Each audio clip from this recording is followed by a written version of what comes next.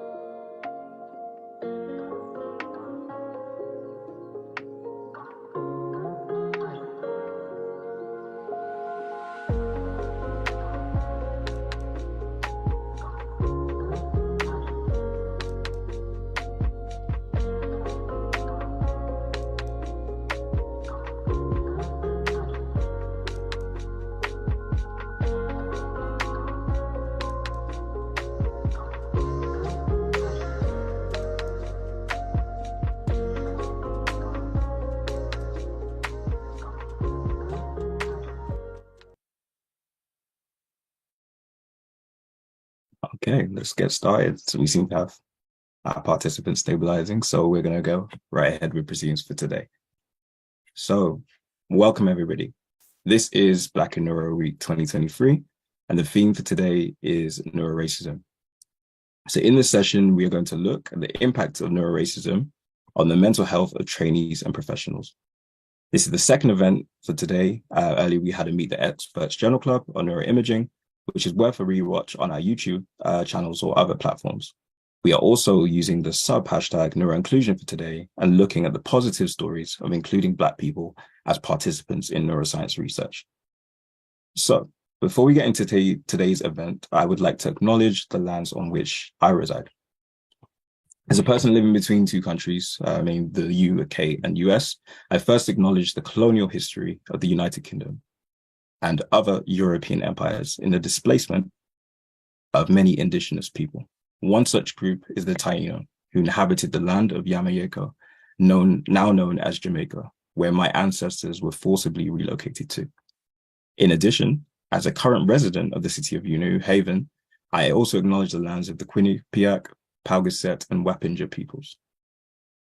We are all joining this event from places around the world, so I invite you to take a moment to reflect on the lands you are joining from, as well as your relationship to those lands and to the indigenous peoples who have and continue to inhabit them. For this event, we also have live captioning and American Sign Language interpreting available.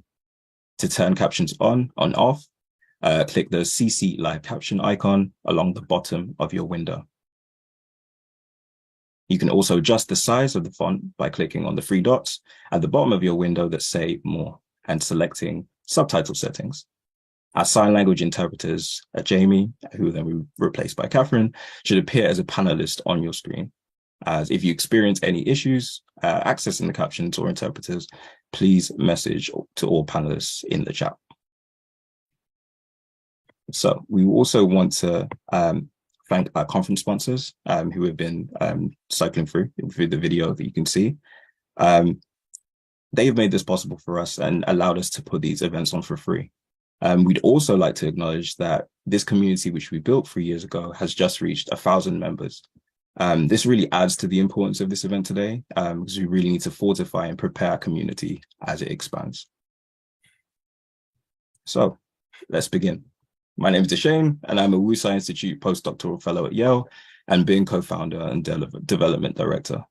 Welcome to the impact of NeuroRacism on the mental health of trainees and professionals, an event that we have put together in light of the concerning trends that we are seeing within academia, residency, and other professional spaces with regards to the mental health of Black people within these spaces. This will be a frank discussion where we are going to really look at what is going on and the ways in which we can protect ourselves as Black neuroscientists, but more importantly, as Black people. In order to achieve this, we have assembled two amazing panelists for you today. So first we have Dr. Brenda Gonzalez Flores, who has completed her doctorate degree in clinical psychology, the PGSP Stanford Consortium. She specializes in women's health, trauma, chronic pain management, insomnia, substance use disorders, OCD, and perinatal mental health. I think that takes a second. Wow, that's impressive. She is deeply passionate about public health policy and incorporating intersectionality theory into evidence-based practices. She is currently a licensed clinical psychologist in Puerto Rico and co-founder of the Be Present LLC, a telepsychology mental health clinic. And secondly, we have Dr. AZA Allsop. And AZA Allsop is an artist, neuroscientist, and psychiatrist who conducts research at the intersection of social cognition and music mindfulness and psychedelics. AZA went to college at North Carolina Central University and received his MD PhD from the Harvard MIT MD PhD program. While there, he was also an Emerson Scholar studying piano at Berklee College of Music. He completed his residency in psychiatry at Yale and is currently an assistant professor in Yale's Department of Psychiatry and director of the Center for Collective Healing at Howard University. Greetings to you both. So we're going to get straight into it. And I believe, AZA, you have a presentation for us. So I'm going to hand the floor over to you. Hey, yeah, I appreciate that, Deshane, and just like the context you set for this with just even the land acknowledgements and really centering those experiences. And I feel also really grateful to be able to speak to this community. And, you know, I think sort of the moment in which this was created has really evolved into a movement and a community. And I think that's really beautiful. I really want to talk with everyone, but I have some slides just to, I think, set some common frame and context, which people may or may not agree with. I think that might be also open to conversation. But I think for me, us kind of starting in this present moment and where we are and understanding that, like for me, I know there's a lot of things happening in the day and we're often moving and our minds really want to either reflect on things that have already happened or move into like what's next, like I have a dinner after this and all those things. So I want to take a few moments to just be present right now as we kind of enter into this conversation so that we could better kind of connect and hear each other.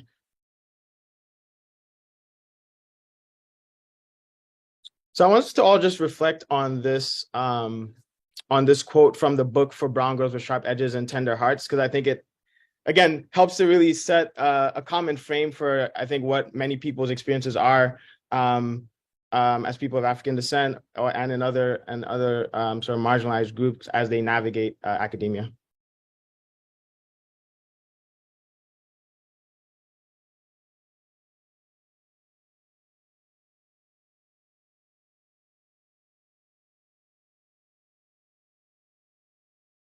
And we'll come back to this quote and some more things from this book as we move forward. I think a lot of what I want to ground us in is some idea of belonging, right? A sense of being secure, recognized, affirmed, and accepted equally, such that full participation is possible. And how does it affect the human psyche to navigate spaces where there's not a sense of belonging? And why is that, detrimental? How do we see that? Also thinking about this idea of white supremacy, which academia is really entrenched in, a belief system that white people are superior to people of color, and that the ideas and beliefs and actions of white people are superior to the ideas, beliefs, and actions of people of color. How does this, frame belonging? And then a really simple definition of racism is a system of unfair advantage based on race. I think there are lots of nuances that we can get into, but this is from the book We the People, which is kind of explaining these concepts to a child.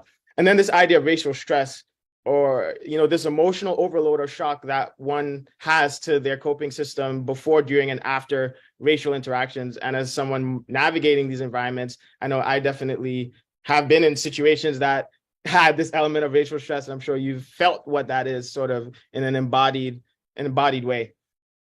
So, I think this idea of belonging can be something that feels pretty ephemeral, but it is really grounded in a neurobiology, right? So there've been all these different sorts of experiments that have been done to show that areas like the dorsal anterior cingulate cortex or the anterior insula are actually activated in social contexts where one feels like one doesn't belong or where one is excluded.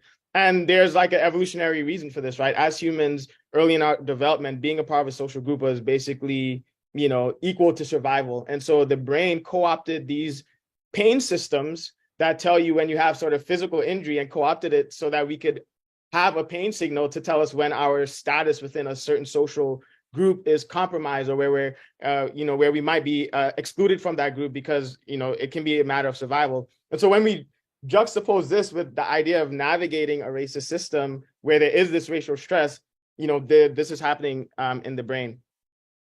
And of course, there are sort of optimal levels of performance that one can reach with the right amount of stress. And we do want to, many times in life, move outside of our comfort zones. But I think as people of marginalized communities and working in racist environments, we already are coming in with a certain degree of stress. And I'll kind of show what this does for the actual body and brain. But it's so much easier, I think, for us to feel a certain kind of strain and crisis because we're already operating with a certain level of baseline stress that some of our colleagues may not be operating with. And so I'll just take the rest of the time to just share some general stats that I think, again, could just ground the conversation in some numbers and then share briefly some of the work that, we're doing around this. And so, all of these psychological conditions like depression, anxiety are related to increased risk of coronary heart disease and cardiovascular health and are related to stress. Early life stressors, increased cardiovascular morbidity, and you basically double the risk of having a major cardiac event when you spend more time being stressed, angry, or depressed. There was a study where they basically looked at cardiovascular health score and just rated, from best to worst. And you can see there sort of how it shaked out by race and gender. And then here again, in race, when you looked at perceived discrimination, it had an effect on even diastolic blood pressure. So there's sort of really real impact on physical health. And of course, when we look at actual mortality rates, you can sort of see the ratios here for, different groups. And, we're almost double in certain age categories, 20s through 40s, to have mortality. Not only this, but before we might develop something like high blood pressure, there's already evidence of epigenetic aging. This is from Dr. Holloway. Recent studies showing, that you can see increased epigenetic age in individuals that are Black, and that this is really being driven by increased cumulative stress and increased traumatic events. And lastly, a recent article that sort of summarized some of the recent work basically shows that the structural inequities that we face as we navigate through these systems really have impact on our neurobiology.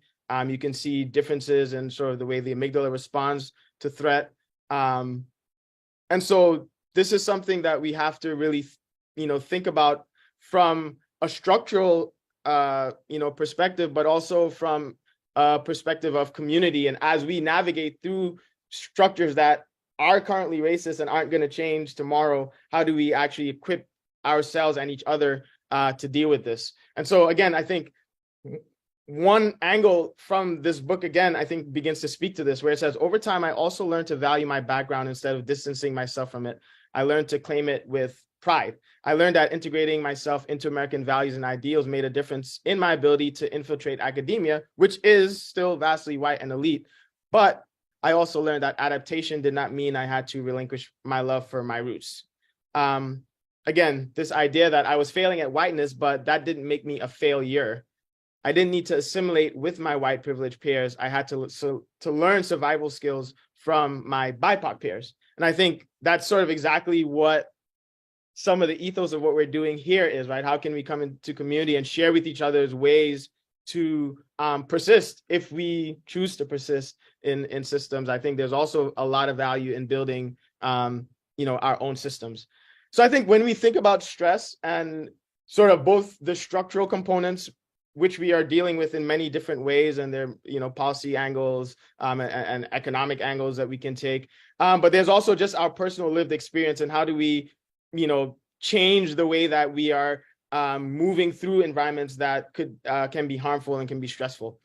So having psychosocial support, and that can look like a lot of different things. I think therapy is one way that looks, and that can be in a group setting or individual setting, but can be very helpful. Regular exercise, this is such an underrated thing, but it leads to increased levels of BDNF in the hippocampus, prefrontal cortex, and is one of like the best antidepressants, really. There are things like stress reduction training, really having a sense of humor and optimism. It sounds simple, but really taking a certain perspective to a situation can alter some of how that stress impacts us. Altruism, faith, and that can look like a religion, but that can also look like other spiritual paths and practices. Having pets, spending time in nature, music, and mindfulness. I put those two in bold because those are two that I really kind of hone in on from a therapeutic lens and from a research lens for a number of different reasons. But this is sort of a review that was published recently, just looking at how meditation has been shown to actually change the actual structure of the brain. So when we think about something like racism, which I kind of showed you some evidence of, can have impact on areas of the brain like the amygdala, like the prefrontal cortex, how do we then also think about the sorts of practices that may be able to combat some of those changes in the actual neurobiology? I think there's evidence for something like mindfulness and meditation, although it has not been in many cases offered in very sort of culturally competent or inclusive ways. And that's sort of some of what we work on. And so some of the research that I do, a small part of my research is looking at how tools like music and mindfulness can be used for helping with a variety of different mental health concerns like anxiety and PTSD in the community. And we collaborate with community partners to do this. This is sort of just showing you some of our outreach and the way that we target, participants to participate in these studies. Again, some of the imagery that we use to really invite members of our community to partner with us to, deliver tools that might be useful. And just some data to show that, we're finding things like perceived stress can change after 4 weeks as people spend more time listening to these sorts of music and mindfulness sessions.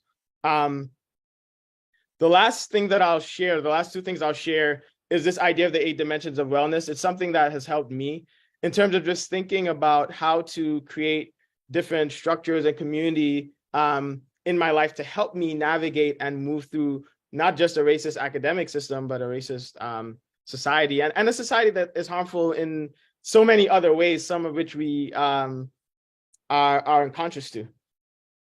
And then lastly, I think, a big part of why I'm excited to be able to be in community with you all and speak to you all, because I think I've had the opportunity to be at an HBCU for college and then move through, white academic spaces and feel the difference and hope to think about ways that we can continue to sort of fortify each other. One of the things that we've done is to get together to produce some music that can help enhance focus, confidence, and motivation as sort of tools that can help you navigate. I'm just going to give an example of that, and you can sort of just take this time to listen sort of with a mindful attention to the different components of the music. This one is specifically designed to help with focus.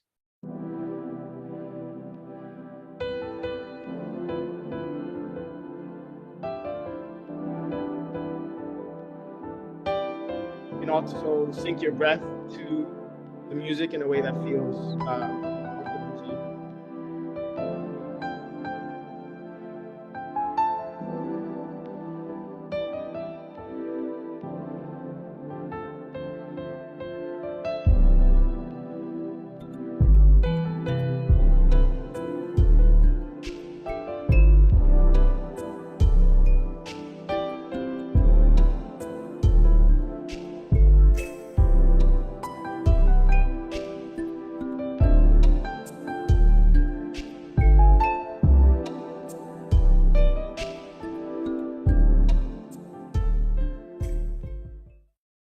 Yeah, so that's an example of it. This is freely available on any streaming platforms if you just type in Me Freely. Again, there's songs on there that helps with focus, confidence, and motivation. You can just sort of, play them in the background. You can mindfully attend to them. You can just use it as an assistance for your own mindfulness practices or yoga practices if you have those. And so I'll stop sharing the screen there. And yeah, look forward to kind of seeing what evolves from our conversations. Thank you so much, AZA. My mind was already racing. That was powerful.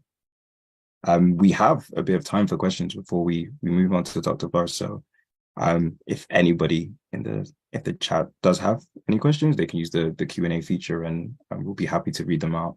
I think one thing that came across to me, you talked about our community as well and that idea of that kind of collective healing. And I know that you've done a bit of work at Howard and you're the director of a Center for Collective Healing. So I wanted to ask if you could shine a bit more light on that and how probably we could socially work together to heal, especially when we're in spaces that can harm us. Yeah, so that work is really in very early phases. And part of what is so exciting about it is that it's really being designed in collaboration with, the local community there in Washington, D.C. And so, but the idea really is how do we leverage group-based forms of treatment in new sorts of models that really speak to, I think, our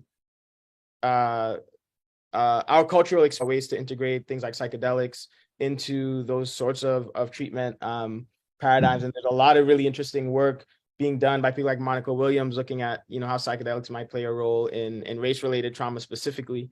But I think there's something really powerful about community, which I think has been a natural part of our experience. I think through the African diaspora and through sort of the slave trade, a large part of our own intrinsic healing systems involved us getting together and singing and chanting and dancing and eating and connecting in ways that allowed us to actually survive and thrive in certain ways. And so I think while there is this degree of trauma, we also have always kind of kept in touch with some of our most innate and ancient sort of systems. And now we're just really trying to repackage them in a modern context and in a context that's legible to like the academic industry and government agencies like the FDA, so that things can be moved through the current system, even as we look to, build other systems. Great, thank you. So we do have a few questions now. So the first one actually is a comment, so I'm just going to say it out there because the anonymous attendee has said, beautiful music. I loved when the bass came in. You could really feel it in the body. So that's a comment that Me Freely it's sounding good. The next one is wonderful presentation. Do you have a preference between binaural beats, isochronic tones, and phase locking? Oh, sorry, muted. Yeah, sorry. Yeah, I wouldn't say that I have a preference. I think there is viable evidence out there for things like binaural beats, phase locking. And I think it's more just, I think there needs to be more sort of head-to-head studies done to really see where the biggest impacts can be had. Some of the studies that we're about to start doing with EEG will be looking at phase locking index as we have the same samples of music with and without things like binaural beats, and also looking at like how like the auditory steady state response at 40 hertz, how that sort of how having that as part of your music stimuli might, even enhance the impacts on areas like the prefrontal cortex and the temporal lobe. Oh, thank you. So the next question we have in the Q&A says, do you have tips for assessing feelings of belonging in the moment as a small or large group? Yeah, I think that question requires a very nuanced answer in certain ways. I think the more that one can be embodied in the experience in a certain way and be very mindful about what is happening internally and what sort of psychic structures might be supporting the way in which they're feeling, within a certain environment can help them. But I think in a more simple way, maybe is saying really learning how to trust yourself. So if you're in a room and you are feeling this intuition about like not belonging or feeling a certain kind of energy, I think paying attention to that and beginning to learn to and gaining more clarity about, when something is intuition versus sort of old habitual thinking, or, there's all these different ways our thoughts and our mind can interface with our emotions and how we're feeling. And so the more that you have a process, I think, of being clear about when you're feeling certain things can kind of build that trust you have in your intuition. But, if you feel uncomfortable, I think that's always something to honor, that you're feeling uncomfortable. And sometimes it's better to remove yourself and then figure out why you were uncomfortable. But, again, it's nuanced. So it really depends on the situation and the group. Sure. Thank you. So we have another question. Well, there's a few questions in this one. So the first thing was asking, is age a determining factor in the positive effects of meditation and music therapy? I don't know if you.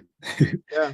So again, I don't know. There may have been a study done where people really are looking developmentally and comparing them within the same group, but I'm not aware of that. What I do know is that when people have done studies across different groups, so in, elders with dementia, or in sort of healthy adults, or even in adolescents, it seems like music in a number of different therapeutic forms, as well as meditation in a number of different therapeutic forms, has an impact. So I don't know if it, I think there is something about the adolescent brain and the young adult brain in terms of just the capacity of the brain to sort of generate new neural pathways, that maybe there's an added bonus that you can get if you have something impactful during that time. But yeah, I don't know if anyone has actually looked at that systematically. Sure. And then the same attendee also asked, what are the biological causes behind such behavior, and how do these causes interact with psychosocial factors?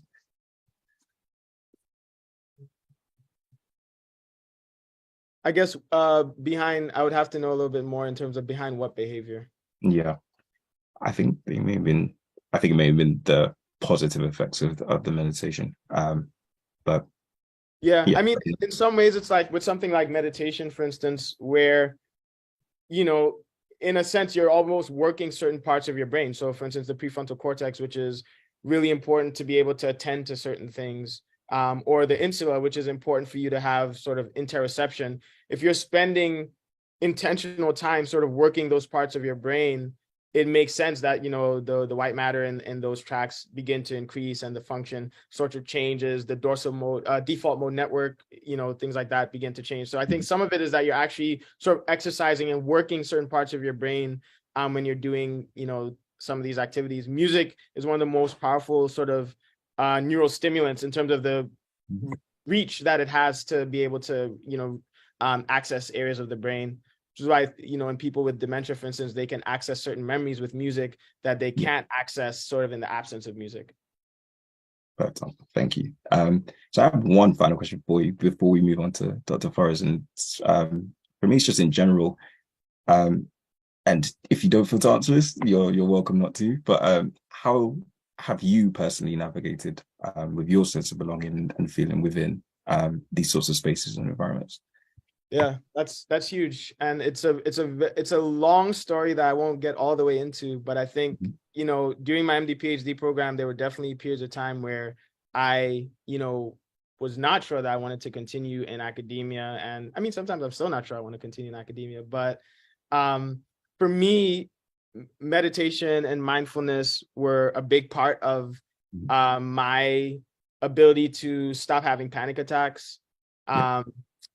Me embracing myself as an artist and really beginning to push myself as a professional musician and embrace that as a part of my professional identity was a really empowering thing that allowed me to then, I think, own just my professional brand in a certain way that was necessary for me, because music is a huge part of my own sort of self-therapeutic process. And then community, honestly, like having the type of family that I have, the kinds of friends that I have, I think was a huge part. Like I remember there was a time I was like third year med school, going on to a surgery rotation. I think this was around the time of the Charlottesville stuff, and I just like almost had like a nervous breakdown. I was just like, yo, I can't go in here and deal with this bullshit. Like I was just ranting. My friend's just on the phone, like, yeah, I hear you. You'll be fine. You know what I mean?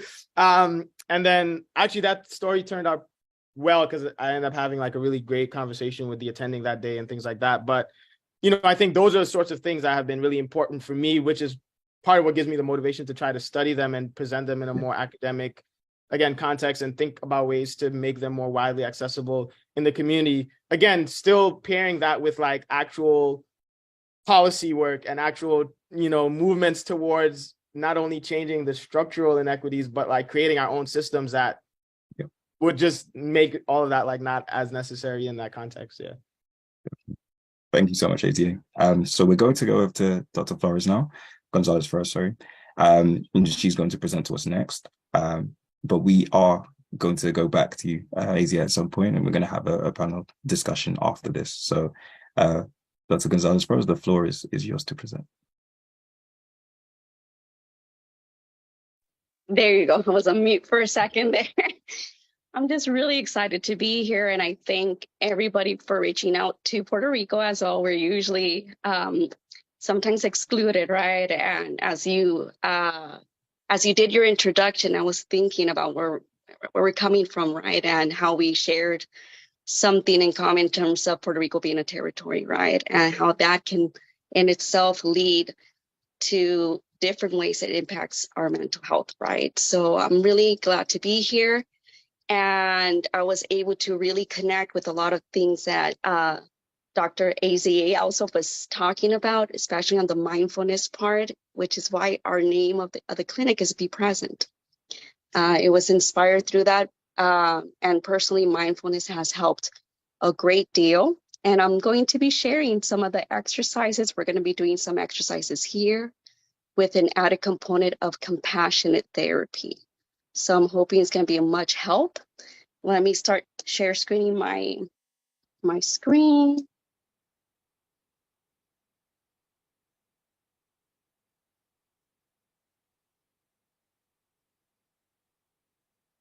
Okay, so if everybody can see that, excellent. So as you know, I'm Dr. Brenda Gonzalez Flores. I'm a clinical psychologist from Puerto Rico and co-founder of Be Present. So I'm going to start with just an exercise. Let me see. It said not changing.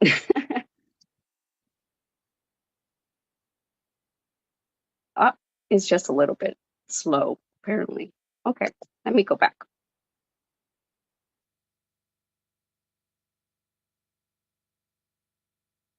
Okay, so here we are. So I'm going to invite everybody who's tuning in, right? I'm going to guide you through an exercise. Get in a comfortable position, right? Whatever feels right to you in your chair. And I invite you, right, if it feels right and it feels accessible, to close your eyes or look at, putting your gaze down gently if you can, if, closing your eyes is not accessible. Bringing your body in a particular form that's most compassionate, kind, or nurturing to you.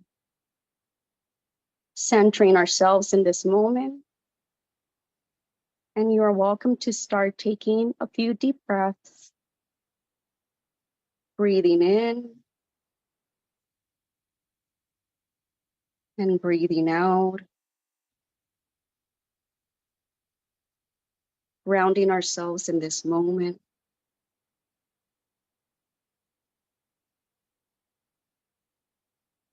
I invite you to start connecting with your body. Our body's stories.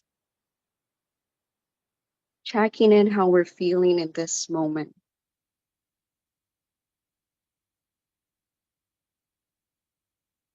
Starting from your feet.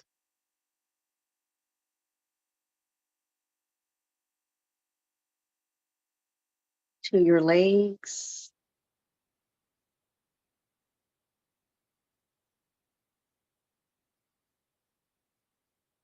to your stomach,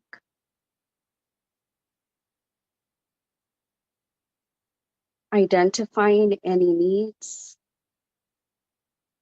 or wants in this moment.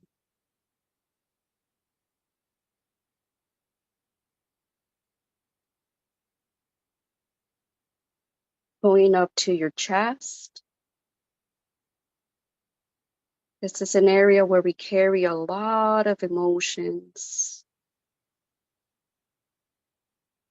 and it speaks to us.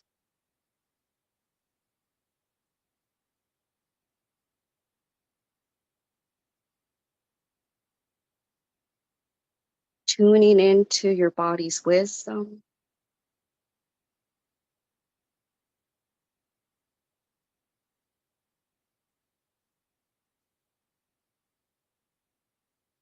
Moving up to your shoulders, your neck.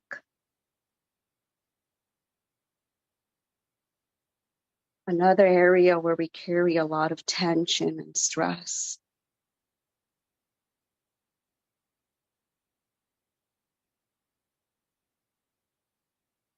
And finally to our face, our eyes, the window to our soul.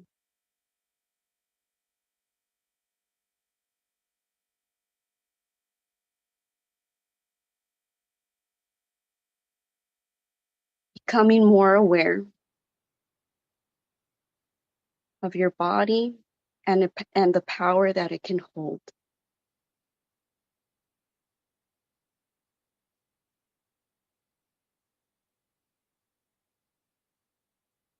I invite you to send kindness and love. It can even be through the sense of touch. You can put your hand in your chest or another area that's needing nurture, kindness, compassion in this moment. A body part that may have been marginalized. Just sending some love.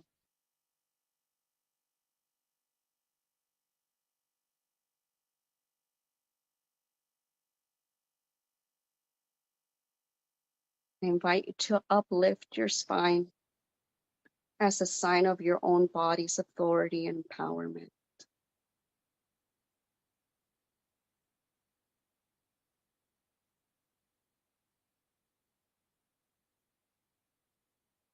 Breathe in and breathe out.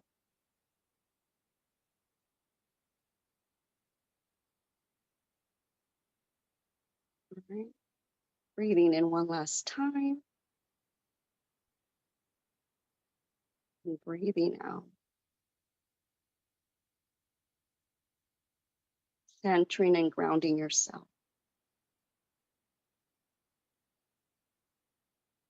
And whenever it feels right or whenever you feel ready, you can open your eyes, returning to this virtual space and room. All right. Thank you for participating in the body scan. This is one of my favorite beginning meditation and mindfulness exercise because it helps us to identify our needs, what our body needs in the moment. Sometimes we go throughout the day just feeling and carrying so much and we don't realize it until our jaw starts hurting or until our back starts hurting, until our body starts crying out, hey, there's a need here. I'm hurting, right? So body scan, you can, we took a couple of minutes time. Some people take up to 15 to 20 minutes. Some people do a quick 1-minute body scan, but it's just taking that minute to connect with your body, what your body needs, because it's going to tell you what are your emotional needs and what are your mental health needs as well. So I'm going to continue. So let's talk about academic burnout. What are the signs? How do we know we're heading that direction of where we're feeling burnout, we're feeling very stressed, and we might be needing help, right? And it's so important to start knowing your own signs. And it's not, I'm going to go through three main categories, physical, emotional, and also behavioral. And each person's signs are very different. So as I'm going through this, I invite you, right? Each person here connected in this webinar, just going down the list. What are you feeling, right? What's going on in your life right now? Do you have any of these signs, right? Taking a moment to identify if, what is your body telling you, what is your mind telling you. So let's start with the physical signs. And of course, right, check it with your medical doctor, because some of these things might come from a medical condition, but the mind and body are extremely connected, and we know that our emotions can speak through our body. So let's start with the physical signs. So headaches can be a sign of burnout, gastrointestinal difficulties, and there's a lot of research that supports that our stomach is our second brain, and there's a lot of serotonin receptors in our brain, in our gut, right? So a lot of people may feel anxiety in the stomach area through constipation, nausea, and among other things. High blood pressure, right? Like how Dr. Allsop was talking about, right? There's a really strong connection between stress and our bodies and our cardiovascular system. Fatigue, if you're finding yourself tired, right? It's really hard to be getting to classes. You're finding yourself just constantly more difficult in terms of energy, not having enough energy. Hyper alertness, feeling unsafe, right? And there's a lot of different social, right, and systemic reasons why this can happen. However, hyper alertness is a sign that, or the constant feeling unsafe can be a sign of burnout. Rashes, rashes. A lot of people have come to the clinic and like, I don't know why, but every time I'm stressed, like I just get this huge rash in my legs or my face or my arms. And we do know that there is a connection between stress and allergic reactions or just rashes in the body. Chest pain, which can be, a sign of a panic attack. A lot of people hold a lot of stress in their chest, which is, something I alluded to in the exercise. Sleep difficulties and insomnia, right? Because we're number one in terms of insomnia in the US, and there's a reason for it, right? But there's a lot of people that have sleep difficulties. Our mind tends to get wild while we're sleeping. Let's go to the emotional signs. Low mood, sadness. You're finding yourself harder and harder to connect with others. You're just feeling sad. Maybe you have moments where you find yourself crying without being able to stop and you don't know why. Feelings of hopelessness or helplessness, right? Feeling trapped, uh, feeling irritable, having low tolerance. Someone might say something to you, you might blow up. Maybe you might get comments like, hey, I've been seeing you're a little bit uneasy or you're on edge. Cynicism, right? Which is the other side of just feeling low. We become cynical, right? There's so much been going on that we can become a little bit more cynical. Problems concentrating, you're finding it really difficult to complete your task, to even focus on someone talking to you. It's not just academic work, but it's also following conversations. You might feel yourself dissociating. You're talking to somebody and your mind goes somewhere else, and you come back and you're like, what's been going on? You might blank out. You might even feel you're like an out-of-body experience too. Low self-esteem or confidence, right? You start doubting yourself more. You start not believing that you can do things, right? You start doubting your self-worth. It's really difficult to make decisions. It can be even simple decisions such as, what am I having for dinner tonight? That can even become hard to do. What should I do now? How do I tackle this? A sense of just feeling very overwhelmed. Let's go on to behavioral signs. Isolating. This is a really big one we see in therapy. And it's one of like the number one signs that we might be entering a depressive episode, which is you start isolating. You say you're a very happy person and you love laughing, you love connecting, you love exercising, you love music, and all of a sudden you just find yourself just not motivated. You start missing your classes, you stop, they invite you to go out, you're like, no, I don't want to go tonight. no, and you find yourself more and isolating more to your room. Avoidance behaviors, which is in line with isolation, maybe not doing certain things, procrastinating, difficulties completing your ADLs, and that just stands for activities of daily living. That can be showering, brushing your teeth, eating, drinking water. When we're feeling burnout, it's even hard to take care of ourselves, and that's a pretty big sign. I know there's certain sacrifice in terms of like, sometimes we have to study really, really hard, right? But and we might skip a meal. But if this is constantly going for a while and it's harder and harder to eat, to drink water, and take care of yourself, then we're looking at a sign, right? A red sign. Anxiety-related behavior, you can't stop biting your nails or plucking, right? We have had other people pluck their hair. Your foot shaking all the time, you're pacing, you're feeling this restlessness, you can't sit still. And sometimes we may use substances or drugs to cope, alcohol to cope, right? Just with the distressing emotions, sometimes become so unbearable, right, to go in our day-to-day that we might use different substances to cope with that. These are all signs, right, that we're getting that academia burnout, or we're needing more help, and our mental health is suffering. Okay, so how do we cope, right? What do we do?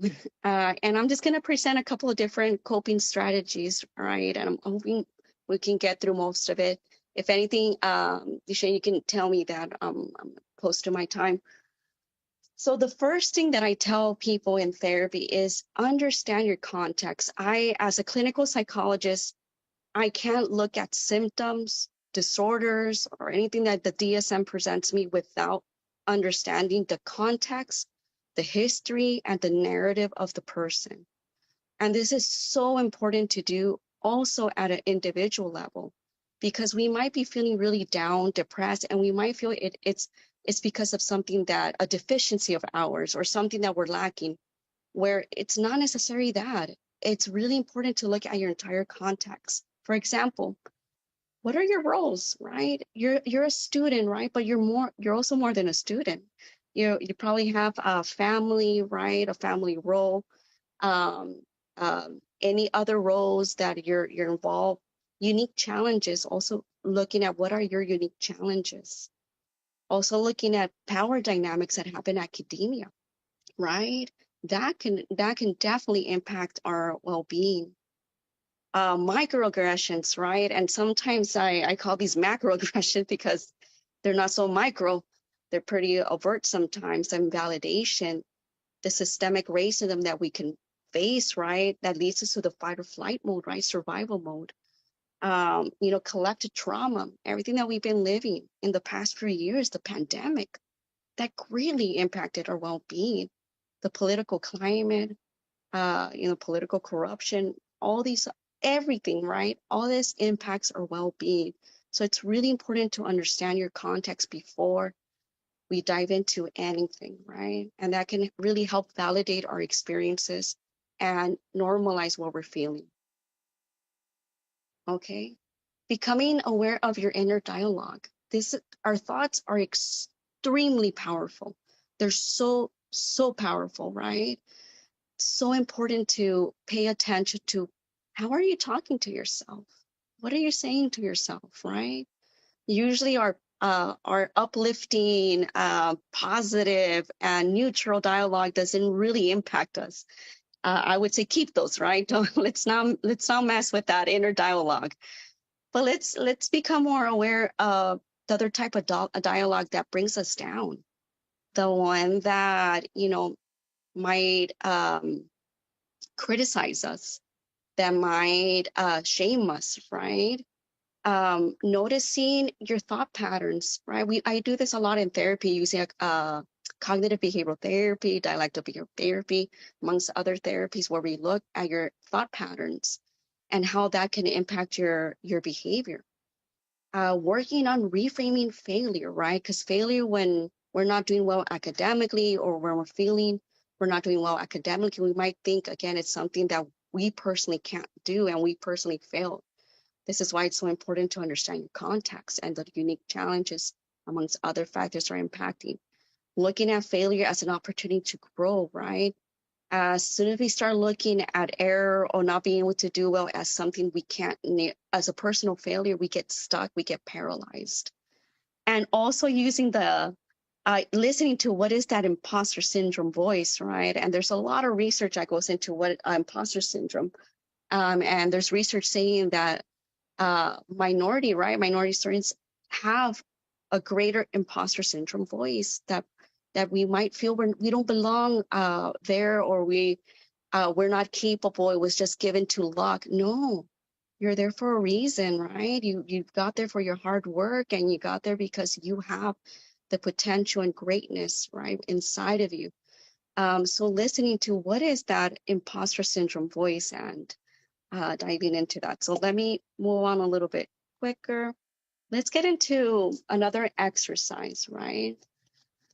So I might just make it a little bit shorter, but these exercises can go forever.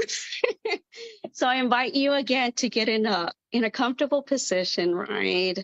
In whatever your body just feels right. If that means crossing, your legs, or sitting down, or, uplifting your spine, closing your eyes. And I want to guide you through a compassionate exercise of welcoming home every single part of your body, and just making space and accepting who you are. So I'm just going to guide you through it. So breathing in, grounding ourselves in this exercise, and breathing out. Welcome home to this moment, the only moment of time that we really have. Welcome home to your body, without which you would not be able to be here today. Welcome home to the many parts of your body, all of which are trying their best to promote your wishes and aspirations. Welcome home to your emotions, both pleasant and unpleasant, all of which are constantly trying to teach you something that you need to know. Welcome home to the emotion of shame, the most difficult human emotion, which is also a pure expression of the human wish to be loved. Welcome home to your wish to be loved, the invisible thread that makes sure you stay connected, even when everything else is falling apart. Welcome home to your vulnerability, which is an essential truth of human experience, even when it scares you. Welcome home to your fierceness, the strong arm that protects you from harm, and when necessary, demands equality and fairness. Welcome home to your many identities, including those that have been overlooked or devalued by others. They are all precious and worthy of celebration. Welcome home to your hidden identities, your hidden parts, who yearn to be loved and to be set free.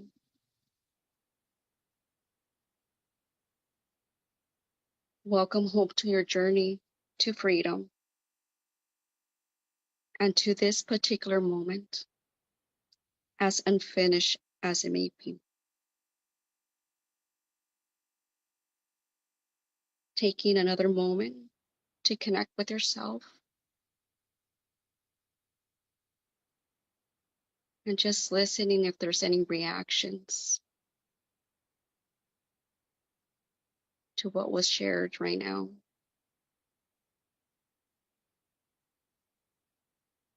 attending to your body and mind.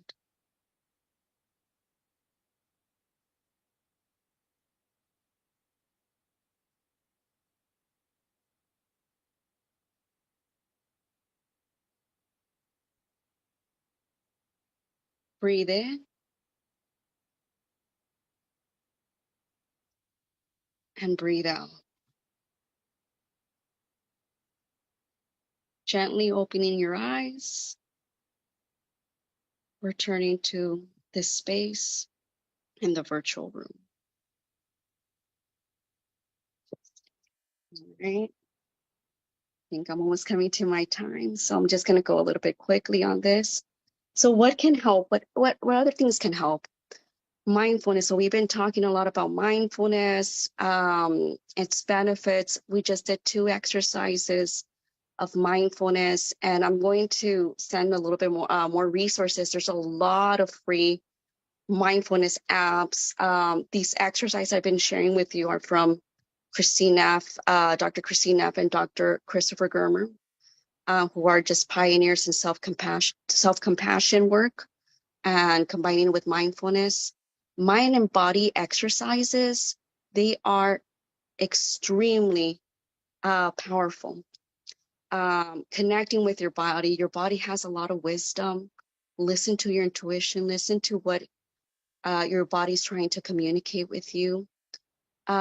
Setting boundaries, right? And this is really hard.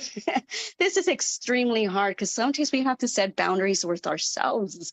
Sometimes it's with others, and sometimes it's with people in positions of power, which can become very tricky and very hard. And sometimes we can't do that with people in positions of power because it's unsafe to do. And that's really important to recognize and not feel again or self-criticize ourselves just because we couldn't stand up and say something. We have to understand our context, right? Saying no or saying yes, right? Sometimes we need to say no. Hey, let's join this club, join this, join that. I had a really hard time when I was doing my PsyD saying no, and I had the fear of missing out. I wanted to be in everything and do everything, but it can definitely lead to burnout. So sometimes we have to say no, and sometimes we have to say yes. Yes to our well-being, yes to resting, yes to our self-care and self-love, yes to our well-being, right? Yes to connecting. And as our last bullet point there, community. Community is so important. It can save us, knowing that we're not alone in this journey, knowing that we are connected, knowing that there's somebody else out there who can be there for us. And community can also be through professional help. We can also be community. That's another resource. Let me move on to, okay, when to seek help. This is really important because sometimes we believe we can do it all our own. And sometimes we do need that extra hand, right? We do need that professional help. When our resources are just drained out because of many different factors, it is important to reach out in safe spaces, right? And there are some great psychologists out there who have been trained and are really knowledgeable and understand how to add context to our therapy, our evidence-based therapies, right? So how do we need to seek help? Functioning. If you're noticing it's really hard to function, right? If the level of intensity, you're feeling emotions very intensely, either way, right? You find yourself lost in thought continuously. There's excessive worry. It's really hard to be present, to focus. Concentration is really difficult. Organizing, you feel very organized, very disorganized, very overwhelmed. And thoughts, right? The thoughts are becoming more constant. Those negative thoughts or unhealthy thoughts, those self-criticizing thoughts are becoming more and more intense, right? It's really important to reach out for help. There should be help in the university, but unfortunately not all university spaces are safe. So you can reach out to other people in the community who maybe have received services, or if the organization has a list of providers, that that students can reach out to, that will be great too. All right. And I just want to close with this exercise, right? So this is what we call the loving kindness exercise, and it's adapted because sometimes these compassionate exercises are not created right in mind of minority students. It's usually research is includes other populations, right? So it's a little bit adapted. So I'm gonna ask you to, again, get in a comfortable position, whatever feels right to you. Centering into your breath, breathing in and breathing out. Your breath is going to be your central focal point. If your mind wanders, just gently come back to your breath. And I want you to think of somebody. It can be a person, it can be a community, it can be your ancestors. Just bring into mind somebody you can connect with or turn into. Somebody who has represented a compassionate and nurturing role in your life.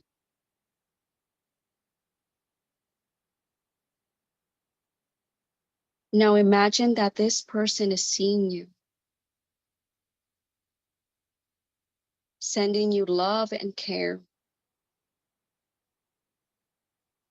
really understanding what you have been through, holding you with love, care.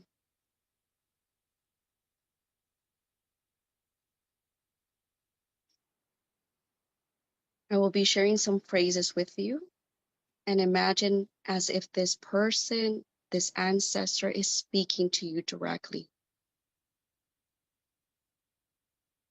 May you be safe and protected.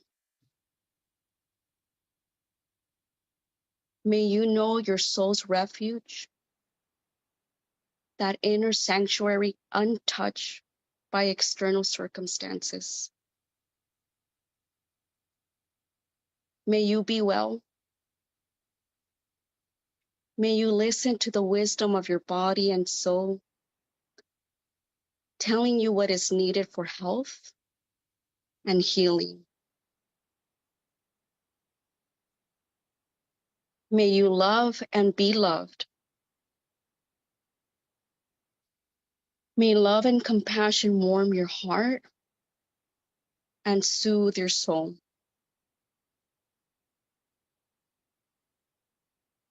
May you know the eternal restorative and transformative power of love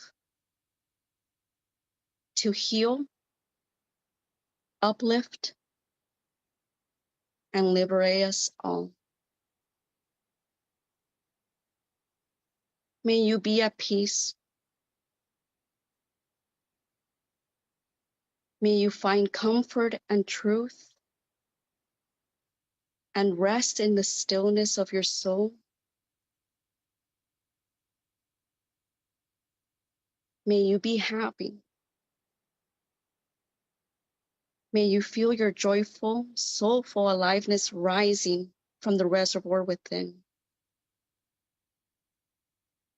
May you sing and dance in a soulful affirmation of life.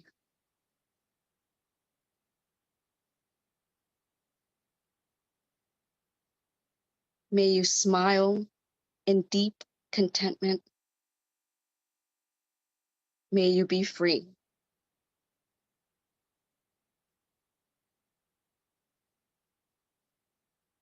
May you experience the soulful rhythm and flow of a liberated life. May you be free. I invite you to open your heart, your body, to receive these messages from this loving person or ancestor that they want you to feel and experience safety, liberation, love, and compassion. Breathing in and breathing out.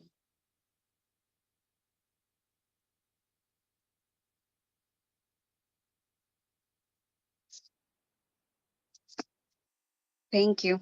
Thank you for inviting me. Thank you for participating. Thank you for joining in the exercises. Let me stop screen sharing.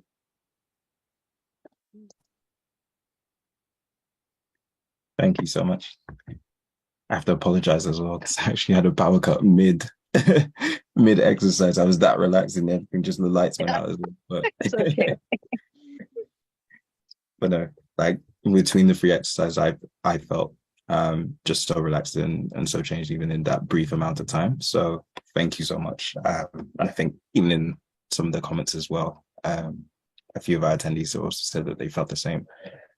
So AZA, Dr. Allsop, if you're with us, if we could have you back on the screen as well. I will just check the Q&A if anyone has any questions directly for Dr. Flores, as Dr. Gonzalez Flores. And oh, well, there's a comment. So I will give this straight away from Angel, who said it was an incredible experience. I think he was talking about the first exercise. During the exercise, I felt strong chills and wanted to cry. At the end of the exercise, I felt a little headache. I don't know if it's due to the constant accumulation of stress and unexpressed emotions, but it definitely feels different once you finish the session. So I think that just speaks to just how powerful these exercises can be. And I think Angel also had a question. I think that came also after the first exercise, which is, in your experience, are these types of exercises more effective when performed one-on-one or in a group setting? That's a really good question. There's research that supports both. That for group therapies, it is very effective, to be in a group setting, and group therapies have their benefits, right? Because of the community, not feeling alone, feeling connected. And I would actually adapt the exercises to be more for a group setting. And individual therapy, I also do these type of exercises as well, but they're a little bit different as well. Mindfulness, self-compassion, there's a lot of different exercises. So I think it depends, but they're both equally as effective. And individual practice through apps, online, YouTube actually has quite a bit of resources. You can also do that practice every day at a more individual level outside of the clinical space. Thank you. Have any more questions in the chat? Oh, we do. So this is from an anonymous attendee who asks, do you have any advice for people in academia who are mixed and dealing with not knowing where they belong? Yeah. I can identify with that. Sometimes it's hard, right? To, especially if you have different identities to know where you fit in. I would say wherever feels safest, right? And I've been part of different groups that I identify with, even though I may look differently, right, physically. But there have been welcoming spaces. So it's just finding those spaces where it just feels safe, it feels right, and just connecting, not letting that stop if it by name it just sounds different, or we don't know whether they're going to accept this or not. Give it a try. If it doesn't feel right, we'll keep on trying, right, until we find our spaces that we belong. And there are spaces that we belong. Yeah. Thank you. So we have another question from an attendee, as from Diana Lee Ferguson. And she's actually asking, is the script from the last meditation/affirmation available online? She said it's so beautiful and she'd love to incorporate it into her self-care practice. And says, yeah, I have it right here. I can send it over to you. I can definitely send it over. The last slide, it had my email, but that can be shared as well. And I'll be more than happy to send it over. I'll just send it over to you, and then you can send it to everybody who attended the session, along with other resources as well. Definitely. Thank you. So yeah, I guess I will open this up more so we can have a bit of a panel discussion for the last 10 to 15 minutes. but I guess both of you touched on this, and just really what we as Black trainees and professionals can do to guard ourselves in these uncomfortable spaces. Um, so it's kind of just a simple question. I think we all know why, but maybe it's maybe we should get into a bit more of the why this seems to be happening in a lot of these spaces. And also actually maybe as a direct question um, for you, Dr. Gonzalez Provost, in your practices, are you seeing more people that are seeking out help and therapy? Yeah. So I'll probably talk a little bit and let Dr. Allsop also come in to this question. Yeah, there's a lot of different reasons. This is why the understanding your context is so important, right? It's intersectionally so important to look at when we're experiencing mental health issues or we're feeling that our emotional well-being is being impacted. I mean, we have to be real. There's a lot of microaggressions happening, subtle aggressions happening, racism, prejudice, discrimination that's happening in different levels, right? In individual, right? In a more societal, in a more worldly, political. So this all trickles down to us in academia. Academia is very political. It's a very political environment, and it is going to impact us along with everything else that's happening. There's been a lot of stressors recently. The pandemic, wow, that time of isolation, there's been a spike, at least in my clinic, there was a huge spike of people seeking mental health for the first time in their life because of what they had lived through in the last couple of years. There's been an increase in students. We have a lot of PhD students, a lot of PsyD students, medical students, law students coming into the clinic seeking help because of academic burnout, because there wasn't empathy. There wasn't, hey, I know you're going through a hard time. Maybe we can give you a little more time for you to do your final exams. Hey, like the grant can, like, let's see how we can help you to write that ground research. There's a lot of pressure and research to publish peer review articles, and they have to be these really amazing articles, or else our work is not valid. We know that research doesn't work that way. It's very unpredictable. So there's a lot of stress that's coming in at all different angles. And that's just one role. We have many different roles in our life. We're brothers, we're sisters, right? We're mothers, we're fathers, right? We have really different roles in our community. So all this comes together and can lead to the first depressive episode, panic attacks, trauma, right? Among a lot of different other mental health issues that are going on. Exactly. No. Go ahead. Yeah, no, I agree. I agree wholeheartedly. And I think, again, all of this is happening in contexts where you may not have, that community support, depending on the department that you're in or depending on the institution that you're in. You may not have a robust community, which can help to buffer, some of the effects of these things. And so I think that just adds another layer onto that. Perfect. Thank you. So we have another question in the chat. It's actually directed to Dr. Allsop. This is thank you. So for Dr. Allsop, do you have any advice about prioritizing growth in your personal life, like for someone planning to pursue the MD, PhD path, particularly for women, if you can speak to that at all? Yeah, I think that it's really important to understand and have clarity about what your values are and sort of where do they align or not align with the career path that I'm choosing or the environment that I'll be pursuing this path in.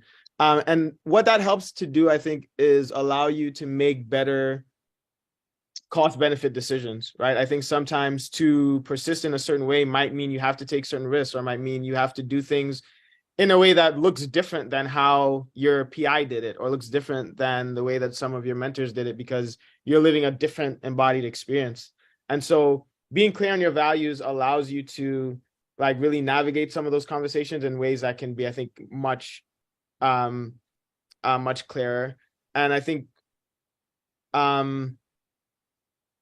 thinking about, family, when do you want to have a family? When do you want to have children? and what are the pros and cons of having that, like doing your PhD years, for instance, or doing residency.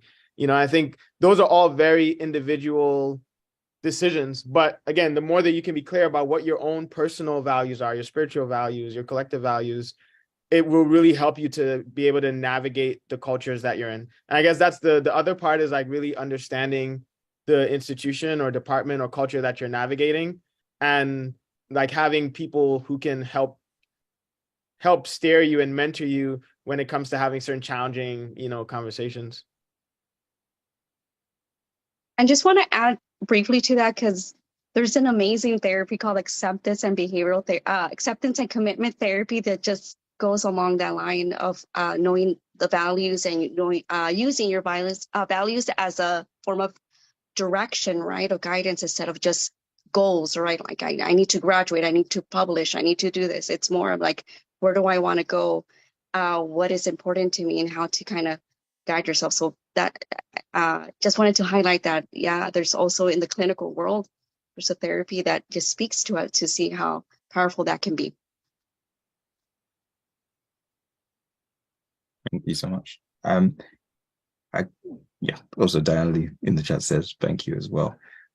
So I have a question, is kind of along those lines of, when you are looking to pursue those pathways, is what, for the both of you, what recommendations would you have for new trainees or those who are considering entering these spaces? Maybe it's like how to fortify themselves or equip themselves before they get here. I think it's a lot for us that are already in the process, but I think it can be hard for those that are about to come in, because, well, they may or may not be aware of just how uniquely difficult a lot of these spaces can be to navigate. I would say find community. Immediately find your community. Look for others that spaces you might feel connected to. Don't balance. I would say a big balance, coming with a plan of, trying as best as, as you can, because it is really hard in academia. Academia can be really brutal. Finding that balance of not isolating yourself from the things you love. If you love music, right? Using music and not just putting academia first, also finding that balance. So maybe just before coming in, knowing, like, looking for that community, look for organizations that, might share your values or passion, and making space. I'm a huge fan of exercise. So also I agree in the benefits and mental health benefits of exercising. So if that's something that's part of your care and well-being, continuing that. So it's finding that balance and community, I think, can help navigate some of these spaces.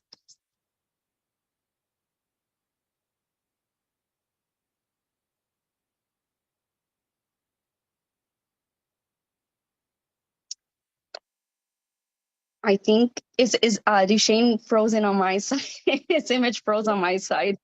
I think it might be. Yes, I believe Shane is frozen at the moment. We'll give him one moment to come back, but thank you both. This conversation is incredible. Dr. Gonzalez Flores, the meditation which you guided us through today was fantastic, and Dr. Allsop, the music was truly touching. It was just beautiful. So thank you. An idea came to my mind as I was listening to your music, which it really, really touched me. It was so beautiful. It was like, maybe we can do a combination of these exercises with the music. I already have your name written down to contact. Yeah, that came into my mind. But maybe we can, combine these two powerful elements. And the exercises that I picked for today, besides the compassion element, is there's an empowerment to it, because I do think it's really important to feel empowered in these spaces of oppression when we feel oppressed. So yeah, just adding these different elements to the mindfulness practices can be very helpful. Thank you so much from both of you. I think this is actually going to bring us to the end of our session. Unless there are any more questions, I just wanted to leave space for y'all to give us any of your final thoughts before we go. Yeah, I think just continue to be encouraged, be kind to yourself. It is challenging to do what you're doing. So it's not, it's not always going to feel, pleasant, but have the things in place that can help you. And also like never be ashamed to find something else to do that resonates with you more if that becomes sort of your path. Great. Listening to your voice, right? Listening to your intuition, putting wellness as well, emotional wellness first. I think those things can really help us in the long run, right? Mental health is equally as important as physical health. So also adding that to your daily care. Absolutely. Thank you both again. And to our attendees of this session, please continue this conversation, this incredible and necessary conversation on social media using the hashtags NeuroRacism, NeuroInclusion, and Ben Week 23.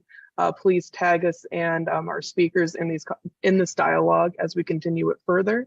And yes, you all have a great rest of your day. Thank you. Thank you for inviting us.